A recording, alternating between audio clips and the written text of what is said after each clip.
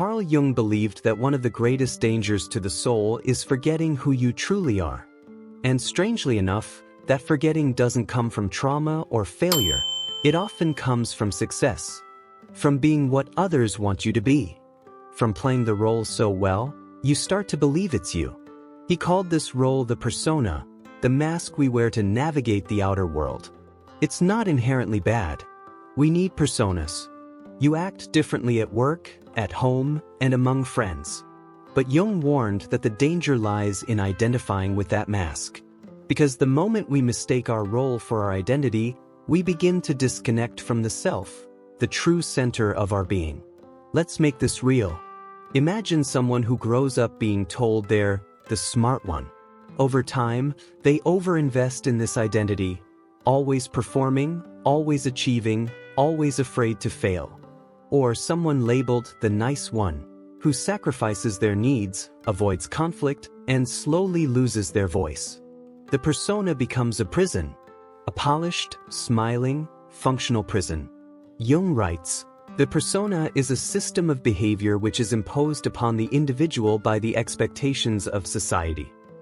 And if you never question it, you may live a life that feels hollow. You achieve things but feel empty. You're admired but not truly seen. You're functioning but not living." In today's world, this has become even more intense. Social media amplifies the persona. Every post, every story, every smile is a curated version of self. And many of us, perhaps unknowingly, are performing for applause rather than expressing authenticity. But the soul doesn't clap. The soul waits. It waits for you to turn inward and ask, "Who am I when I'm not performing?" That question marks the beginning of the journey back to your true self. Jung never said to discard the persona. He said to become conscious of it. Use it when needed, but never let it define you. Like an actor who plays a role, but never forgets who they are once the lights go out. So if you've ever felt like your life is, on paper, perfect, but your inner world feels dry, this might be why. You've been too long in the mask. And it's time to remember the face beneath it. Because the true self isn't built. It's remembered. It's uncovered. It's waiting. Are you ready to stop performing and start becoming? Carl Jung once said, "The most terrifying thing is to accept oneself completely." And he meant it. Because the journey to your true self doesn't just involve discovering your light. It demands that you face your darkness. That hidden, repressed, uncomfortable part of you that Jung called the shadow. The shadow is everything we deny, suppress, or reject in ourselves. It's our anger, our jealousy, our insecurities, our impulses. But it's also our creativity, our power, our instinctual truth, buried under years of conditioning. You learned early on that certain traits weren't acceptable. So you pushed them down. You disowned parts of yourself just to survive socially or emotionally. But here's the twist. What you reject doesn't disappear. It just hides. It festers in the unconscious and influences your life from the dark. Ever had an intense reaction to someone? A sudden irritation or deep admiration? That's your shadow speaking. As Jung said, everything that irritates us about others can lead us to an understanding of ourselves. Let's say someone is loud, assertive, and unapologetic, and it bothers you. Ask yourself, why? It could be that you've buried your own assertiveness. Your shadow may be craving to be seen and heard, but your persona doesn't allow it. So instead, you project it onto others. This is called projection, and it's one of the key ways the shadow influences relationships. We blame others for what we can't accept in ourselves. We demonize what we secretly envy. We fear what we once were shamed for. But Jung didn't believe the shadow was evil. In fact, he saw it as the gateway to wholeness. He wrote, "One does not become enlightened by imagining figures of light, but by making the darkness conscious." That's where the true work begins, not in perfection, but in integration. To face your shadow is to reclaim your authentic power. It's not about giving in to destructive impulses, it's about listening to what those impulses are trying to say. What unmet need are they expressing? What truth have you buried? Start small. Pay attention to emotional triggers. Journal your raw thoughts. Practice radical honesty in a safe space. You don't need to fix everything overnight. You just need to stop running. Because the longer you avoid the shadow, the more it runs your life from the shadows. But once you turn toward it, with courage, compassion, and curiosity, you begin to heal. You begin to become whole. The path to your true self doesn't avoid the dark. It walks through it. And in doing so, it finds a light far deeper than anything the surface could offer. So the question isn't, do I have a shadow? The real question is, are you brave enough to meet it?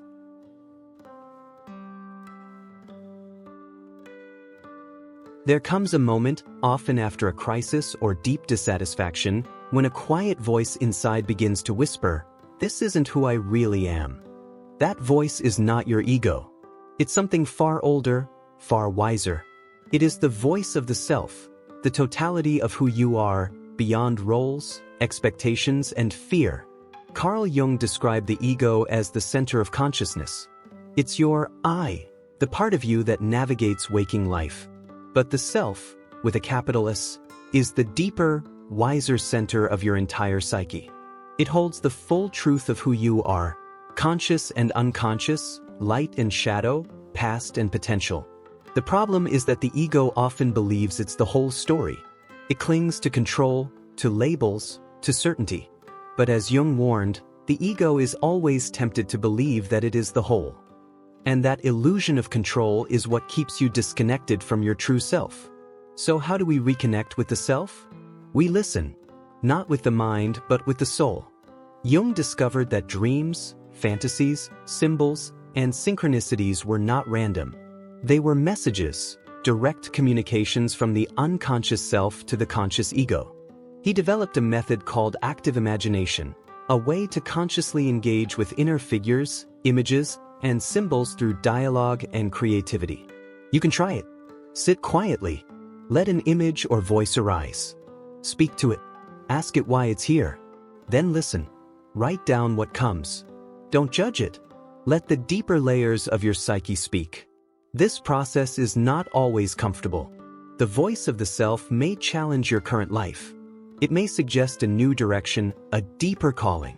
It often feels irrational or inconvenient, but it is always honest.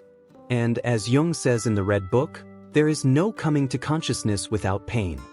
Imagine a person who has always played by the rules, working the safe job, saying the right things. But suddenly they feel empty. A dream recurs, a child trapped in a box. That image is a message. The self is asking, what part of you have you buried? What joy, what truth have you sacrificed for safety? This inner voice may not shout, but it will never stop whispering. It speaks through gut feelings, quiet yearnings, moments of awe, and dreams that haunt or heal. To hear it, you must quiet the ego. Slow down. Turn off the noise. Walk in nature. Meditate. Write without a plan. Whatever opens the door to your inner world. Because once the ego begins to serve the self, not suppress it, you begin to live in alignment. Your choices carry weight. Your life gains depth. You stop asking, what should I do? And begin asking, what is true for me? And that, Jung believed, is where real transformation begins. So ask yourself, are you ready to stop obeying the ego and start listening to the soul? Carl Jung didn't believe that the goal of life was to be happy. He believed the real goal was to become whole. That process, he called individuation, the lifelong journey of integrating all aspects of yourself to become the unique, authentic being you were always meant to be. Most people confuse individuation with self-improvement. But this isn't about fixing flaws or achieving perfection. It's about embracing your contradictions, reconciling your opposites, becoming one with your inner truth, not someone else's definition of success. Jung wrote, individuation means becoming an individual, and insofar as individuality embraces our innermost, last, and incomparable uniqueness, it also implies becoming one's own self. The journey begins when you realize your outer life no longer reflects your inner reality. Maybe you're tired of pretending. Maybe you've seen your shadow. Maybe you've heard the quiet voice of the self calling you inward. This is when individuation begins. It's not a linear process. It's more like a spiral, revisiting old wounds, meeting new parts of yourself, and integrating what was once rejected. You meet your anima or animus, the inner feminine or masculine energy. You confront your shadow again and again. You question your beliefs, your values, your identity. Each confrontation breaks the illusion that you're just one thing. You begin to see, you're not only light or dark, strong or vulnerable, thinker or feeler. You're all of it. But here's the key, individuation is not isolation. It's not about detaching from the world. It's about becoming so internally aligned that your outer life begins to reflect your inner center. This process demands honesty, courage, and patience, because the ego will resist, society will distract, and yet the self keeps calling through synchronicities, dreams, illness, relationships, even crises. Imagine someone who has built a life that looks perfect from the outside, family, job, respect. But inside, they feel dead. One night, a dream shows them drowning in a golden lake. The dream is symbolic. They're suffocating in comfort, in a life of appearances. If they follow the message, they may begin painting again, exploring their creativity, saying no for the first time. They begin returning to themselves. Individuation doesn't make life easier. It makes it real. You begin to feel more deeply, both pain and joy. You face your fears, not to defeat them, but to understand them. You make choices that resonate with your soul, not just your ego. In the end, you don't become someone new. You become who you've always been, but never allowed yourself to be. Jung believed this was the sacred task of every human being. Not to conform, not to please, but to unfold from within. So ask yourself, what parts of you are still waiting to be remembered? And are you willing to become whole, no matter the cost? Becoming your true self isn't just an inner experience, it's a way of living.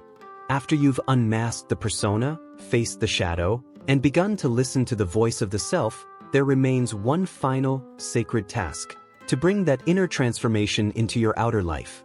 Carl Jung didn't want people to stay trapped in theories or dreams. He wanted them to live consciously, aligned with their inner truth. As he wrote, "Your vision will become clear only when you can look into your own heart. Who looks outside, dreams. Who looks inside, awakens." But awakening means very little if you go back to sleep the moment you face the world. So how do you live as your true self, practically? It starts with honesty. Small, daily acts of truth. Saying yes only when you mean it. Saying no, even when it's uncomfortable. Speaking from your center, not from fear, not from obligation, but from alignment. These are not grand gestures, they're sacred choices. Jung believed that living authentically required individuation in action. It's not enough to explore your unconscious in solitude. You must express that integration through how you work, love, speak, and choose. Imagine someone who spent years hiding their creativity because they feared judgment. After confronting their shadow and listening to the self, they begin painting again, not for approval, but because it brings them alive. Their outer life now reflects their inner wholeness. This is what Jung meant by the self becoming manifest in the world. You don't have to change careers or move across the world, unless your soul demands it. Living as your true self is more about intention than action. It's about being present, responding rather than reacting, creating rather than consuming, choosing meaning over performance. Also, recognize that you'll still fall back into the old patterns. The persona will return. The ego will panic. That's normal. But now you're aware, and awareness gives you power. Jung emphasized the role of consciousness in psychological health.